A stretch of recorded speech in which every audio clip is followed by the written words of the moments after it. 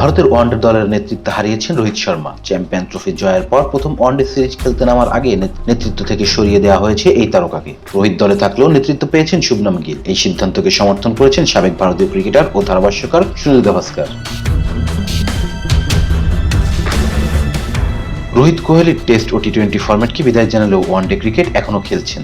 দলে থাকলেও রোহিতের নেতৃত্ব হারানো বলে দিচ্ছে ভবিষ্যতের কথা চিন্তা করছে টিম ইন্ডিয়া।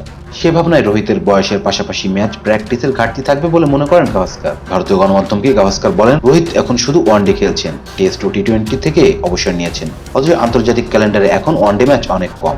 যদি বছরে 5 থেকে 7টি ম্যাচ খেলে তাহলে বড় টুর্নামেন্টের জন্য প্রয়োজনীয় ম্যাচ প্র্যাকটিস পাওয়া কঠিন। সে কারণেই নির্বাচকরা ভবিষ্যতের কথা ভেবে শুভমান গিলকে প্রস্তুত করছেন।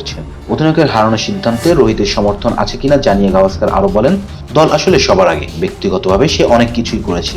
এর আগে আমাদের চ্যাম্পিয়ন্স ট্রফি এবং টি-20 বিশ্বকাপ জিতিয়েছে। তার অধিনায়কত্ব নিয়ে কখনোই দ্বিমত নেই। রোহিত নিজেও এই সিদ্ধান্তের সঙ্গে একমত। কারণ 2027 বিশ্বকাপকে সামনে রেখে এখন থেকেই তরুণ নেতৃত্বকে তৈরি করতে জরুরি। এটা দলের ভবিষ্যতের জন্য সঠিক পদক্ষেপ।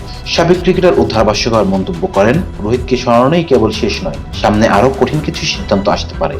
যদি কেউ আগামী 2 বছরের পরিকল্পনায় নিজেকে নিশ্চিতভাবে রাখতে না পারে তাহলে আরো খারাপ কিছুর জন্য প্রস্তুত থাকতে হবে। এমনকি তারাও জানে যদি তাদের কেবল ওয়ানডে খেলতে হয় তবে খুব কম ম্যাচই পাবে। এজন্য তাদের আরো অনুশীলন করতে হবে। Rezan Islam, B sports. Please subscribe our channel to get more information about Cricket World.